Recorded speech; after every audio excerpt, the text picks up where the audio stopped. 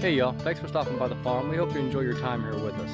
If you would, go ahead and hit that subscribe button. We're marching our way on up to 1,000 subscribers, and we'd love to have you join along on the journey with us. Thanks.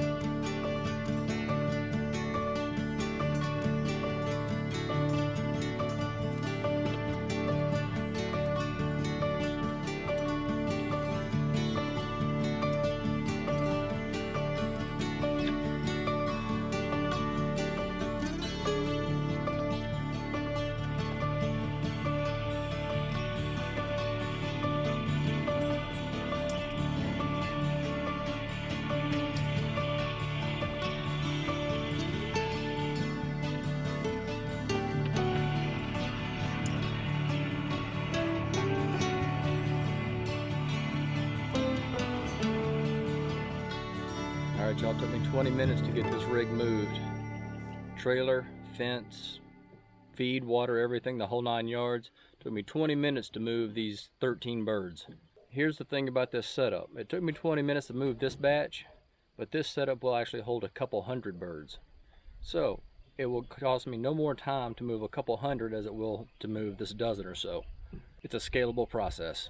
6.1, 6.0, 5.7, 5.9. I feel like I'm trying to will this thing to be higher.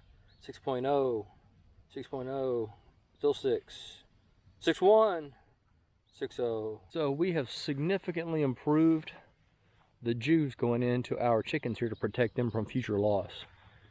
I'm gonna tell you what, I don't know if you've ever been hit with 6,000 volts. It'll jolt you pretty good. So hopefully this will be enough now to keep predators out. I know it'll be enough to keep the birds in. So I think here with the 6,000 volts we've got, we'll be good to go. And we'll continue on down this field. We'll just bounce them right on around the garden and come back the other side and come back up, and we'll just make a loop around the garden. My hope is that in addition to getting them fresh pasture, fresh bugs, fresh grass, fresh clover, whatever they want to eat, we'll also get a reduction in pest pressure around the perimeter of our garden.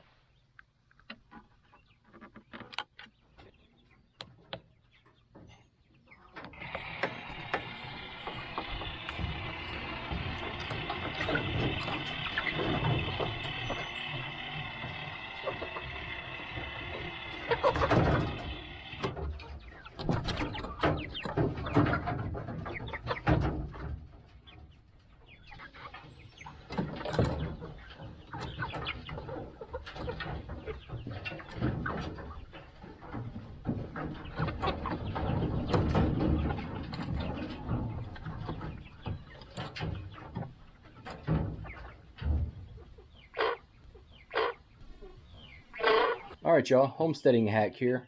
If you have to run more than one brooder, set them up identically. In these two, here side by side, you can see, maybe you can see, there is a hot plate down there as our heating element. We did not go with heat lamps. We've got a hot plate in each one. On top of that hot plate we have our waters, or the drinkers.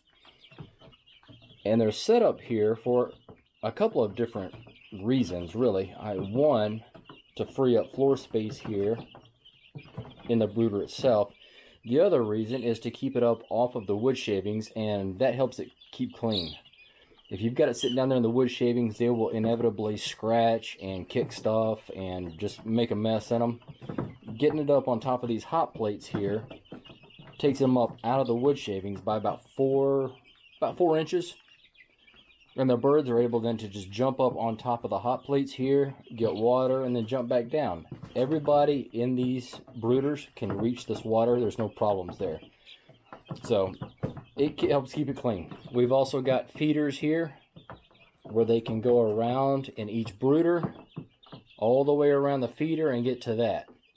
They are set up identical. Now here's the hack. And you probably can't see it at this point by just looking at these two bunches.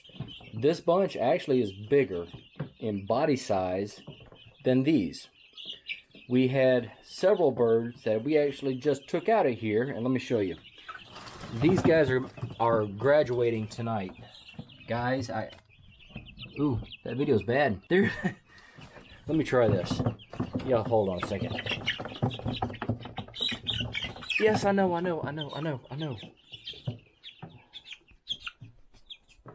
So these birds here are migrating to the eggmobile tonight. They've gotten so big that they just can't stay in the brooder any longer. They've started fighting with each other and they're stomping on the other birds, just making a big old mess. You can see a lot of flight feathers there, just overall wing coverage. There's some here on the neck, some on the back. The tail is coming in. I know. Hold still, home slice. Well, that works too if you want to flap your wings. There you go. There's still a little bit of fuzz here on the body. This bird is hot. So these birds are migrating to the eggmobile tonight. Stop.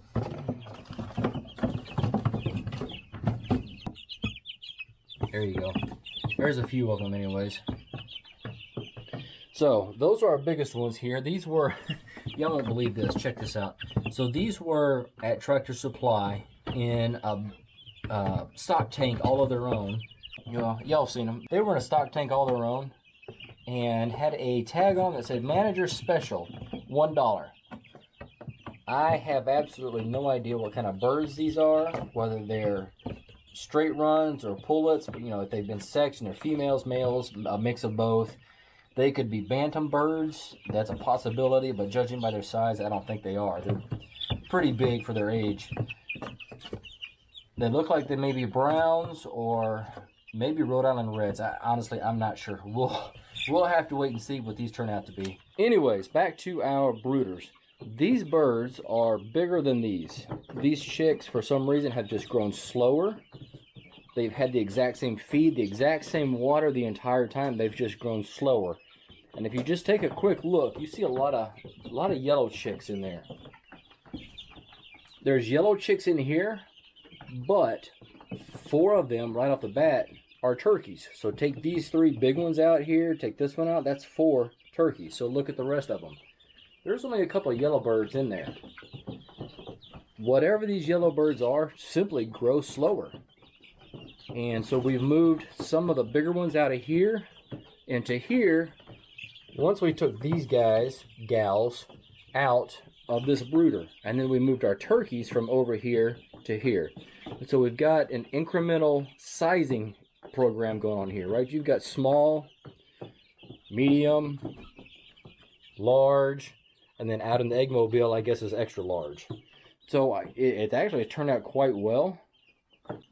However, it is a lot of work. I'm going to tell you, this is almost 60 birds here between the 2 brooders and this tub. So there you go, homesteading hack. Set them up identical so that when you take medium-sized birds out of the small brooder and put them in the large brooder, it's no different to them from an environment perspective. Now they've got different cellmates at this point, but from a layout perspective, if you take them from the small brooder, put them in the large brooder, to them it looks like it's no change in environment, and it makes the transition that much less stressful on them.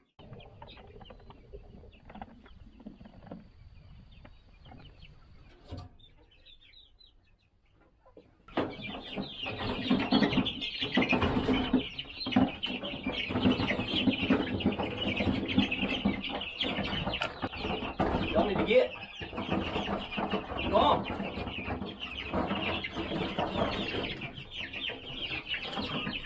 How are you still hanging on? I've got one hen that's just as nosy as all get out. And you can hear her in here. Old Bessie Boss Hen here may end up in the stew pot if she doesn't knock it off.